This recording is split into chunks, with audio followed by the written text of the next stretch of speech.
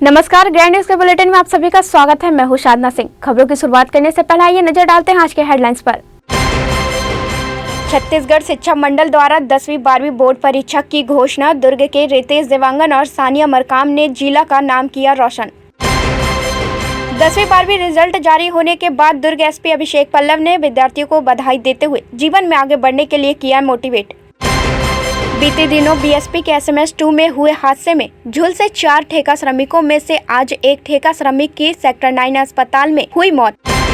पानी की समस्या से जूझ रहे क्षेत्रवासी वहीं घरों के बाहर गुजरती पाइपलाइन के गड्ढे से पानी भरने को मजबूर। अब खबरें विस्तार से। प्रदेश में आज 10वीं और 12वीं कक्षा का रिजल्ट जारी हुआ। शिक्षा मंत्री प्रेमसाय सिंह टेकाम ने शिक्षा विभाग की साइट पर रिजल्ट जारी किया। वहीं दुर्ग जिले में जारी हुए रिजल्ट में 12वीं कक्षा के रितेश देवांगन 96.80 अंक प्राप्त कर तीसरा स्थान हासिल किया, तो वहीं 10वीं कक्षा की सानिया मरकाम 7वें स्थान पर रही। ग्रैंड न्यूज की टीम दोनों टॉपर से बातचीत की। छत्तीसगढ़ माध्यमिक शिक्षा मंडल द्वारा आज 10वीं-12वीं बोर्ड परीक्षा परिणाम की घोषणा की गई, जहां दुर्ग जिले के रितेश कुमार ने 12वीं कक्षा में तीसरा स्थान प्राप्त किया है। रिजल्ट आने के बाद रितेश को बधाई देने के लिए लोगों का तांता लगा रहा। रितेश ने चर्चा के दौरान कहा कि वह पूरी मेहनत और लगन से सभी विषयों की तैयारी कर रिवीजन जरूर करता था। वहीं आगे वह इंजीनियरिंग के क्षेत्र में अपना करियर बनाना चाहता है। मेरे 484 मार्क्स हैं और मेरे 96.8% आया है और मेरी रैंक 3rd है। इसके लिए मैंने शुरू से ही मेहनत किया था और इसके लिए स्कूल परिवार वालों का पूरा सपोर्ट है, स्कूल का भी सपोर्ट था, टीचर्स का। मेरे आगे मैं इंजीनियर बनना चाहता हूँ। उनके लिए संदेश ये है कि वो शुरू से ही मेहनत करते रहें और तो शुरू से मेहनत करेंगे तो सफलता एक दिन जरूर मिलेगी। बेटे की सफलता से माता पिता में खुशी की लहर दिखाई दी। वहीं रितेश के पिता ने अपने बेटे की तारीफ करते हुए कहा कि रितेश बचपन से ही होनहार छात्र रहा है। रिजल्ट देखकर बहुत खुश है। ऐसा उम्मीद था कि टॉप 10 में तो आएगा जरूर। इसके पढ़ाई के तैयारी जैसे चल रहा था। नहीं, हम लोग अपने हिसाब से ही पढ़ते हैं। अपन जो है क्लास में जैसे स्कूल में पढ़ा दिए, उसके बाद अपने हिसाब से जो है पढ़ रहे हैं। हम लोग सिर्फ सपोर्ट करते हैं जो उसको चाहिए, जो अपने मन से जो करते हैं वही है। नहीं, मेरे बच्चे बहुत अच्छा है, बहुत होशियार है, शुरू से है, हर क्लास में फर्स्ट आता है ये। और मेरी बेटी है वो सेकंड आती है हर क्लास में। अभी तक बहुत गर्व है मेरे बेटे पर, वो बहुत अच्छे है। परीक्षा परिणाम की घोषणा के पश्चात दुर्ग एसपी डॉक्टर अभिषेक पल्लव ने पुलिस बल के साथ छात्र रितेश कुमार के घर बधाई देने पहुंचे और उज्जवल भविष्य की कामना करते हुए विद्यार्थियों को मोटिवेट किया। बहुत खुशी की बात है कि एक ग्रामीण क्षेत्र से बच्चा जो है रितेश देवांगन, वो 12th में पूरे राज्य में छत्तीसगढ़ बोर्ड में तीसरा स्थान उसने उत्तीर्ण किया है। वो इंजीनियर बनना चाहता है। मैं उसको शुभकामनाएं देता हूं। वो शासकीय उच्चतर माध्यमिक स्कूल से यहाँ गाँव से ही पढ़ा है। निश्चित रूप से उन सब बच्चों के लिए आदर्श है। जैसे आप देख सकते हैं, इस बार ज़्यादातर बच्चे सरकारी स्कूल से टॉप 10 में आए हैं। वो स्वामी आत्मानंद स्कूल हो या बाकी शासकीय स्कूल हो, तो ये बाकी शासकीय स्कूल के लिए भी एक है कि ज़रूरी नहीं है कि सारे बच्चे स्वामी आत्मानंद से ही अच्छा करें। बच्चे हर स्कूल से पढ़ के अच्छा कर सकते हैं। उनके अंदर लगन होनी चाहिए, पढ़ने की इच्छा होनी चाहिए और आगे एक सपना होना चाहिए। तो मैं जो देवांगन है इसको शुभकामनाएं देता हूं और मैं उम्मीद करता हूं कि इसको इस अच्छे रैंक लाने से आसपास के गांव के जो बच्चे हैं उनके अंदर भी एक हौसला आएगा, और उनके अंदर भी एक नई ऊर्जा आएगी और सभी बच्चे पढ़ के अपना एक भविष्य बनाएं और अपने गांव का नाम और शहर का नाम रोशन करें। लहरों से डरकर नौका पार नहीं होती, कोशिश करने वालों की कभी हार नहीं होती। जी हाँ, इस तथ्य को साबित किया है दुर्ग जिले की सानिया मरकाम ने, जो एक गरीब परिवार से होते हुए भी अपनी लगन और बुलंद इरादों को लेकर प्रदेश का नाम रोशन कर रही हैं। सानिया मरकाम ने 10वीं में प्रवीण सूची में नाम दर्ज कराया है। 97% लेकर सानिया ने दुर्ग जिले में पहला और प्रदेश में 7वां स्थान प्राप्त कर यह साबित कर दिया कि यदि कोशिश की जाए तो कठिन से कठिन कार्य भी आसान हो जाता है। जैसे ही सानिया के पास होने की खबर शहर में फैली, बधाई देने वालों का तांता लग गया और एक के बाद एक सानिया को बधाई देने वाले उनके घर पहुंचने लगे। सानिया ने किसी भी तरह की कोचिंग या ट्यूशन नहीं लिया है। अपने खुद के प्रयास से कई घंटों पढ़ाई कर सानिया आज इस मुकाम पर पहुंची है और सानिया ने अपने जैसे बच्चों को संदेश दिया कि वे निरंतर कोशिश करते रहें और अपने लक्ष्य को प्राप्त करें। बड़ी होकर सानिया IAS ऑफिसर बनना चाहती है। ग्रैंड न्यूज परिवार सानिया की इस उपलब्धि के लिए उन्हें बधाई देता है और सानिया के उज्जवल भविष्य की कामना करता है। बस नाम सानिया है, तो देश का नाम रोशन करेगी। और बच्ची की मेहनत है। मैं बच्ची के माता पिता, दादा दादी और उनके संपूर्ण परिवार को बधाई देता हूँ। बच्ची ने काफ़ी मेहनत की, शुरू से टैलेंटेड है और आगे जो भी बच्ची को जिला प्रशासन की तरफ से भविष्य में जो भी सुविधाएं की आवश्यकता होगी दी जाएगी। जैसे कि अधिकांश देखा जाता है प्राइवेट स्कूल के बच्चों को ज़्यादा फैसिलिटी मिलती है, फिर भी वो अच्छे रैंक हासिल नहीं कर पाते हैं, मगर बच्ची ने सरकारी स्कूल में लगभग पढ़ के अच्छा रैंक हासिल करी। इसको लेकर क्या देखिए, वो एक भ्रांति फैली है कि सरकारी स्कूल में सबसे अच्छे एजुकेटेड टीचर्स, प्रिंसिपल और अभी माननीय सीएम साहब ने भी बहुत अच्छी सुविधाएं सरकारी स्कूलों में धीरे धीरे चालू की है और काफ़ी अच्छी सुविधाएं भी हैं। तो ये एक ऐसा नहीं कहा जा सकता कि हाँ, यह है कि पूर्व के वर्षों में प्राइवेट स्कूल के बच्चे मेरिट में आते थे, लेकिन धीरे धीरे हमारे दुर्ग जिले में आप देख रहे हैं पूर्व के 4-5 वर्षों में हमारे गवर्नमेंट स्कूल के बच्चे भी मेरिट में आ रहे हैं और अच्छा नाम रोशन कर रहे हैं। मैं बहुत ज़्यादा ही खुश हूँ कि मैंने अपने छत्तीसगढ़ में 7वें रैंक पर टॉप किया है और मुझे बहुत ज़्यादा खुशी हो रही है। क्या कुछ कौन कौन जनप्रतिनिधि आपके पास आया था, आपको कितने लोगों ने बधाई दी और क्या कुछ रहा आपका दिन? विधायक जी आए थे, हमारे वार्ड के पार्षद आए थे और मैडम हाँ, हमारे प्रिंसिपल जी आए थे, हमारे क्लास टीचर और सब्जेक्ट टीचर सभी आए थे। आप कौन से स्कूल से पढ़े? मैं दुर्ग के आदर्श स्कूल से अपना पढ़ाई की हूँ और पहले मैं विनायकपुर में पढ़ती थी। पहली कक्षा से 8वीं कक्षा मैंने विनायकपुर में पढ़ाई की वहाँ और फिर 9th से मैं आदर्श स्कूल से पढ़ रही हूँ। आगे क्या करना चाहते हैं? मैं आगे IAS बनना चाहूँगी और बायो लेना चाहूँगी मैं 11th में। जितने लोग आए थे, जनप्रतिनिधि आए थे, जितने लोग भी आए थे, आपको क्या आश्वासन आगे दिए? क्या आर्थिक कुछ मदद भी करेंगे या क्या कुछ रहेगा? उन्होंने कहा कि हम लोग आर्थिक मदद करेंगे, सिर्फ आप मेहनत करो और संघर्ष करते रहो। आपका जो लक्ष्य है उसको आप प्राप्त करने के लिए एकदम कड़ी मेहनत करो। हम लोग पैसे की पूरा मदद करेंगे और जो भी आपको तकलीफ़ होगी हमको बताना और हम पूरी तरह से आपकी सहायता करेंगे सभी ने। अपना मोराल आप किसको मानते हैं? मैं टीचरों और मम्मी पापा को। 10वीं और 12वीं की बोर्ड परीक्षा परिणाम आने के बाद दुर्ग एसपी डॉक्टर अभिषेक पल्लव ने बच्चों को मोटिवेट करते हुए बताया कि कैसे वह MBBS के लिए पहली बार में नीट की परीक्षा में असफल हो गए थे। उसी तरह परीक्षा में असफल होने से निराश नहीं होना चाहिए, फिर से प्रयास करके एक नई शुरुआत करें। ज़िंदगी एक बहुत लंबी रेस है। एक बार कोई आदमी फेल हो जाए तो उससे फ़र्क नहीं पड़ता। मैं खुद भी MBBS में फर्स्ट ईयर में फ़ेल हुआ था। ज़िंदगी एक लंबी रेस है। आदमी को हिम्मत कभी नहीं हारना चाहिए। अपने अंदर स्व अवलोकन करना चाहिए, क्यों उनका रिजल्ट ख़राब हुआ, कैसे वो इम्प्रूव कर सकते हैं। ज़िंदगी एक रास्ते बंद करती है तो 10 रास्ते और खोलती है। उन सभी बच्चों का जिनका रिजल्ट उनके अनुमान के हिसाब से या उनके एक्सपेक्टेशन के हिसाब से नहीं हुआ है, उनको परेशान होने की आवश्यकता नहीं है। वो लोग प्रोफेशनल एग्ज़ाम्स की तैयारी कर सकते हैं। अभी कल ही नीट संडे को ही नीट का एग्ज़ाम हुआ, इंजीनियरिंग के एग्ज़ाम्स हो रहे हैं, बाकी कोर्सेज़ के एग्ज़ाम हो रहे हैं। उनको लगे रहना चाहिए। एक लेवल पे अच्छा ना हो तो दूसरे लेवल पे अच्छा कर। जो लोग ग्रेजुएशन 12th में अच्छा नहीं करते वो ग्रेजुएशन में अच्छा कर सकते हैं। जो ग्रेजुएशन में अच्छा ना करें वो पोस्ट ग्रेजुएशन में अच्छा कर सकते हैं। जो दोनों जगह अच्छा ना करें वो इंट्रेंस की तैयारी करके अच्छे जॉब में जा सकते हैं, वहाँ जाके अच्छा कर सकते हैं। कभी भी निराश ना हो, कोई गलत कदम ना उठाएँ, ना खुद हतोत्साहित हो, ना आसपास के लोगों को हतोत्साहित करें। पेरेंट्स से भी मेरी एक है कि जिन बच्चों का रिजल्ट थोड़ा एक्सपेक्टेशन के हिसाब से नहीं हुआ है उनको समय दें। उनको रिजल्ट के तुरंत बाद नेगेटिव कमेंट ना करें। काफ़ी बच्चे सेंसिटिव होते हैं, गलत कदम उठा लेते हैं। बच्चे के साथ बैठें। जब जिनका रिजल्ट ख़राब नहीं हुआ उनके पेरेंट्स की ज़्यादा जिम्मेदारी है कि बच्चे को साथ दें, बच्चे का समय दें, बच्चे को संभालें, बच्चे का हौसला बने। और जिनके बच्चों ने अच्छा रिजल्ट किया उनके पेरेंट्स के लिए खुशी का एक प्राउड मोमेंट है, उनको शुभकामनाएं देते हैं। BSP SMS 2 में हादसे में झुलसे 4 ठेका श्रमिक में से एक की मौत हो गई, जिसका 15 दिनों से सेक्टर 9 अस्पताल में चल रहा था इलाज।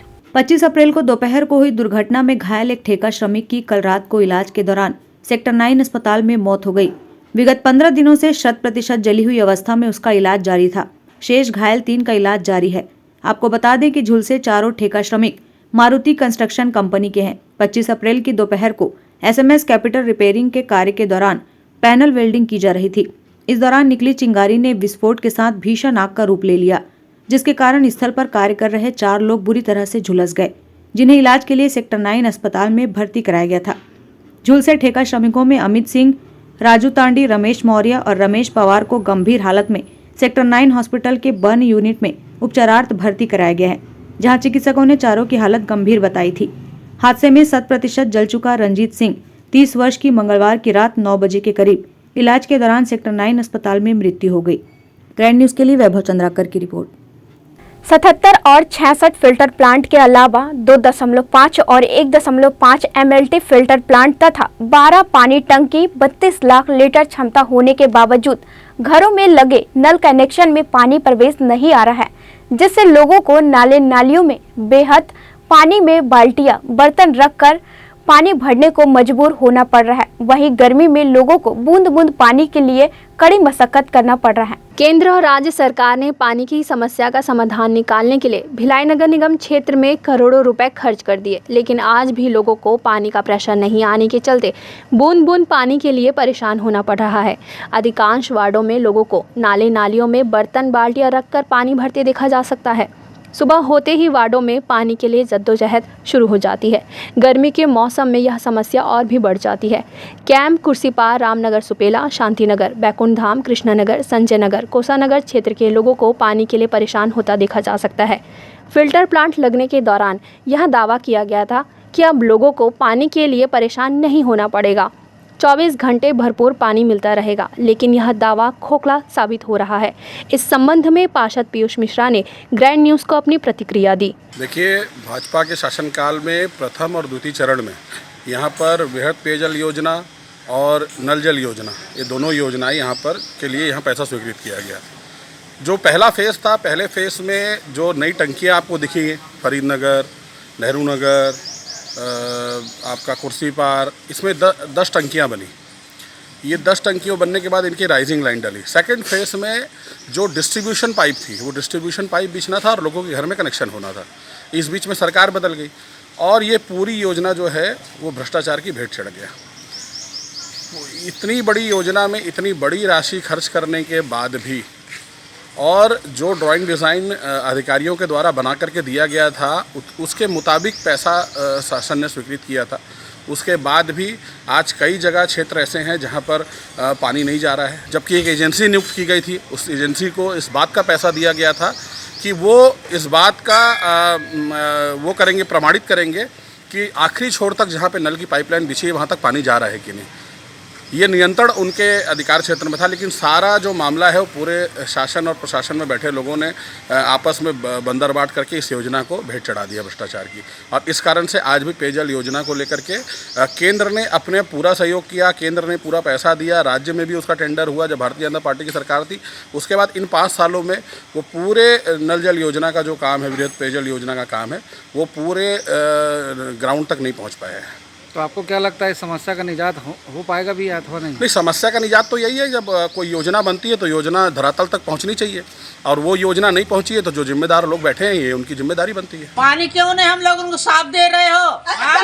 क्या हम लोगों को जान से मार रहे? क्या गंदा गंदा पानी दे के? टट्टी का पानी, कीड़ा मकोड़ा क्या है ये?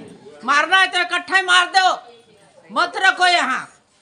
टैक्स के लिए बोलेंगे टैक्स पटाओ, बिजली में पटाओ, वो पटाओ, ये पटाओ, कहाँ से पटाएंगे? हम डॉक्टरी आदमी, मैं अकेली हूँ, मेरे को मार दो ना। कोई पानी देने वाला नहीं मेरे घर में, मैं क्या करूँ बताओ? तो कहाँ जाऊँ पानी लेने? पानी नहीं आता है, हम लोग का एकदम से पानी के परेशानी होता है।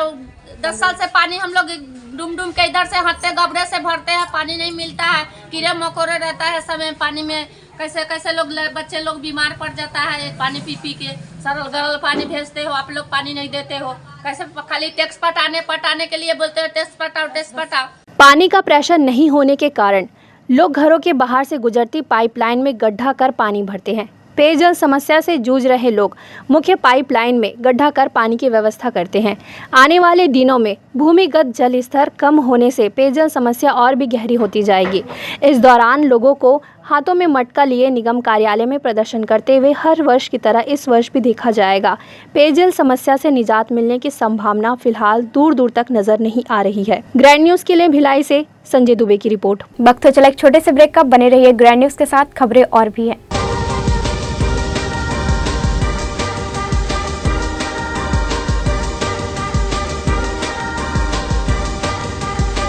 In today's busy life, you cannot afford to take time out for everything to be perfect for your marriage. And you cannot compromise on quality of service for your guests. Our customized marriage packages are made just according to your wish. This presentation will acquaint you with the different luxury packed marriage packages available. This package has an elaborate menu with 60 mouth-watering items. Bharat Swagat including welcome drink, snacks and sweets. A breathtakingly decorated welcome gate and the arena decorated with flowers. To give you the best colors in view, we organize special light effects for all areas. We take care of decorating the groom's car to its best attire and exclusive DJ beats for extreme fun and valet parking to make your guests feel like an emperor. Our exclusive add-ons give you unlimited freedom to customize your ceremony to its best.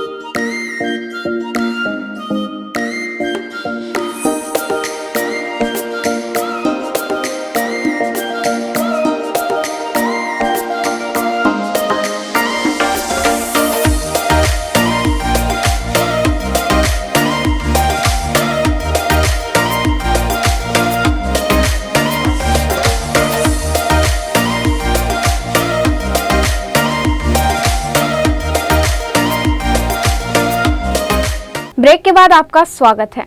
देश की महिला पहलवान दिल्ली के जंतर मंतर में 17 दिनों से धरना पर बैठी है। वहीं अब पहलवानों समर्थन में देश के अलग अलग राज्यों से आवाज उठने लगी है। इसी कड़ी में भिलाई की जिला महिला कांग्रेस द्वारा पहलवानों के समर्थन में कैंडल मार्च निकाला गया। कैंडल मार्च के दौरान बारिश भी शुरू हुआ, लेकिन जिला महिला कांग्रेस कमेटी ने बारिश के दौरान ही पहलवानों के समर्थन में नारेबाजी की और दोषियों को सजा देने की मांग की। इस पर कांग्रेस महिला जिला अध्यक्ष सुभद्रा सिंह और पूर्व महापौर नीता लोधी ने अपनी प्रतिक्रिया देते हुए कहा कि जिस तरीके का अपमान महिला पहलवानों के साथ दिल्ली में हो रहा है, इससे पूरे देश की महिला अपमानित महसूस कर रही है।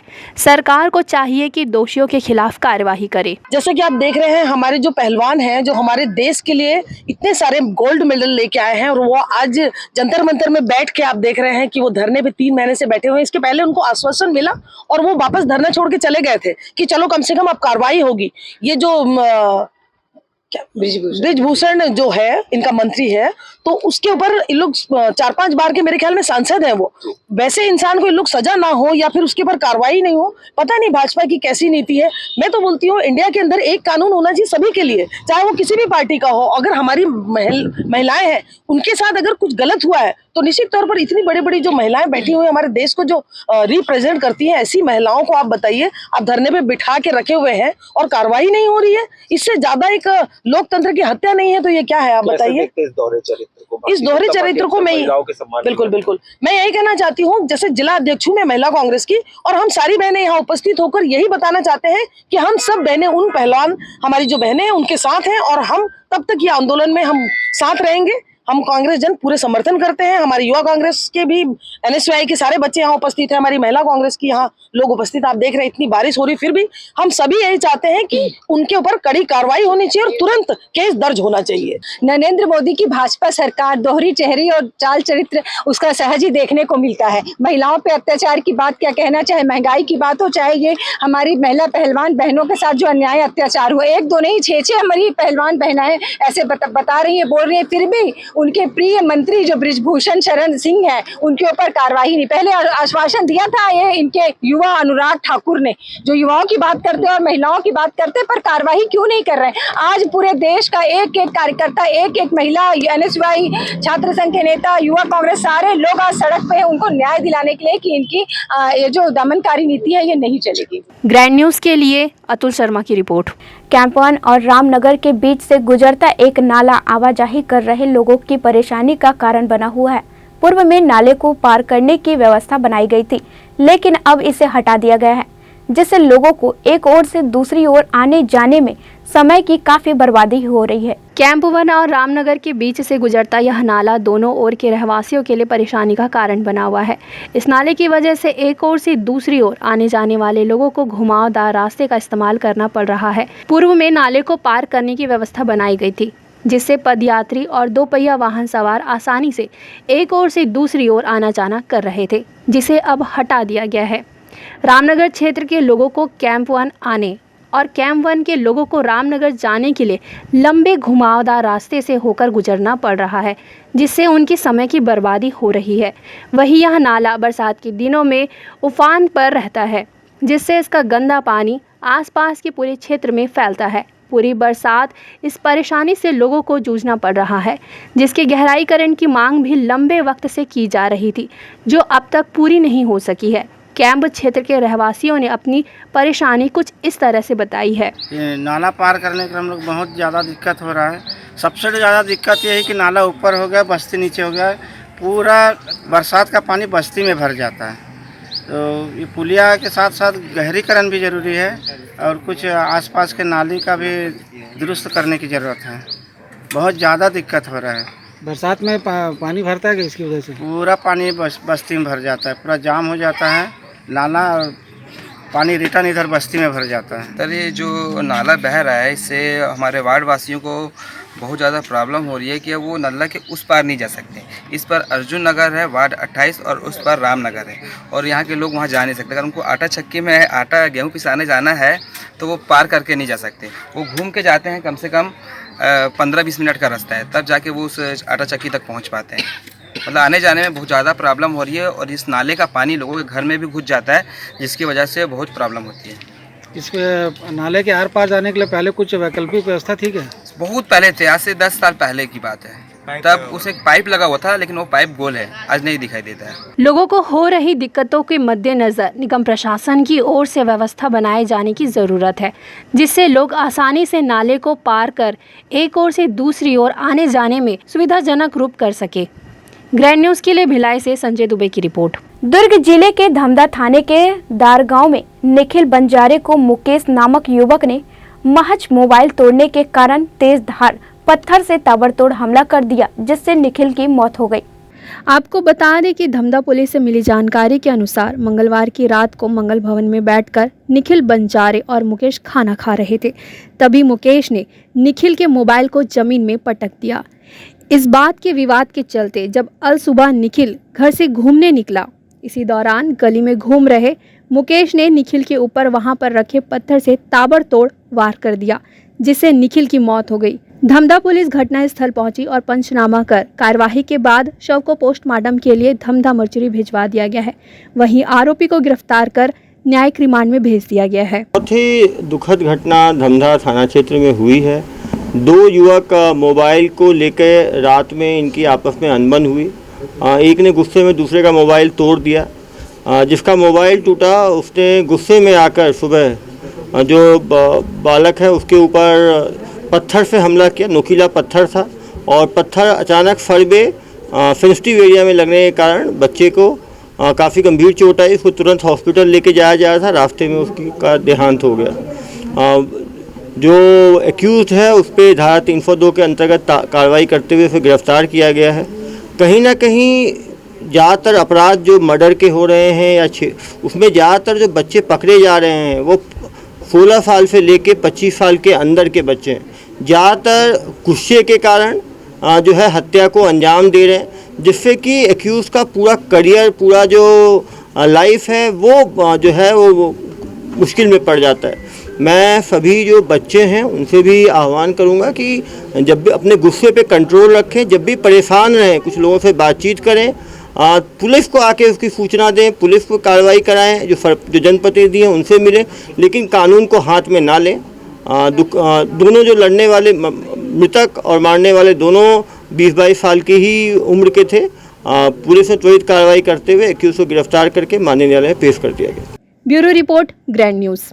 ईडी कार्रवाई को लेकर बीजेपी नेता केएस चौहान ने भिलाई नगर विधायक देवेंद्र यादव पर आरोप लगाते हुए कहा कि जब सारे मामले साफ है तो इस मामले में हड़बड़ाहट क्यों हो रही है। अपने आरोप में विधायक 20 साल का लेखा जोखा प्रस्तुत कर रहे हैं। आपको बता दें कि कल इस मामले में विधायक देवेंद्र यादव के द्वारा ईडी कार्रवाई को लेकर अपना पक्ष रखा गया था, जिसके बाद से ही आरोप प्रत्यारोप का दौरा शुरू हो गया। ईडी को 90 जगह चल और अचल संपत्तियां मिली है, बरामद हुई। और ये आज का मामला नहीं है, 2.5-3 साल पुराना चले आ रहा है, कोल मामला है। उसके पहले आईएएस ऑफिसर को हिरासत में लिया गया और कुछ व्यापारियों को हिरासत में लिया गया और 2 विधायकों को लिया गया। अगर आप इतने ही दूध के धुले होते तो 70 विधायक हैं छत्तीसगढ़ में कांग्रेसी। आपके दो के ऊपर कार्रवाई क्यों हुई? और सबसे मेन बात यह है कि आपने पहले बोला कि हम किराए के मकान में रहते हैं, तो 86 लाख की संपत्ति की तो आपने खुद घोषणा की हुई है। और दूसरी 9 आपके ऊपर आपराधिक मामले दर्ज हैं। आप 10 करोड़ की हाउसिंग बोर्ड की जमीन को 2 करोड़ 52 लाख में अपने भाई के नाम से दिए हुए हैं।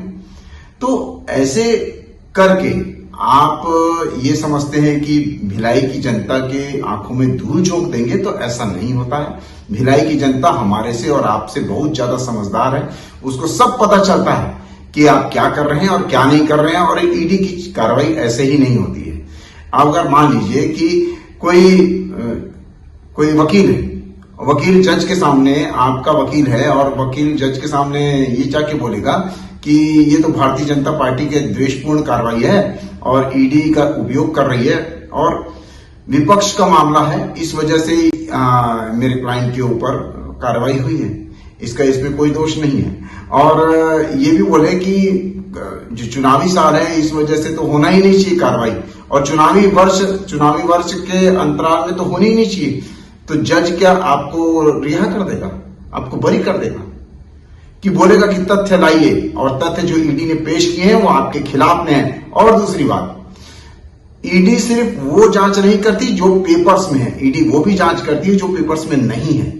तो इससे कोई बच नहीं सकता। हाँ, अगर आप सही हैं तो आपको डरने की क्या जरूरत है? आपको प्रेस कॉन्फ्रेंस बुला के इतनी बौखलाहट काहे को है, इतनी झल्लाहट काहे को है?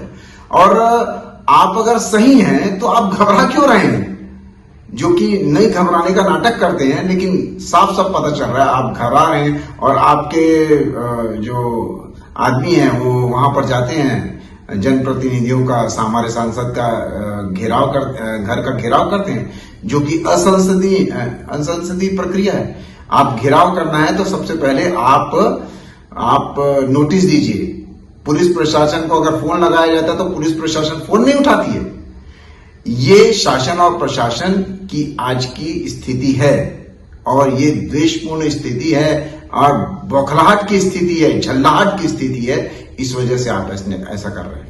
ग्रैंड न्यूज के बुलेटिन में फिलहाल इतना ही। मुझे दीजिए इजाजत। नमस्कार।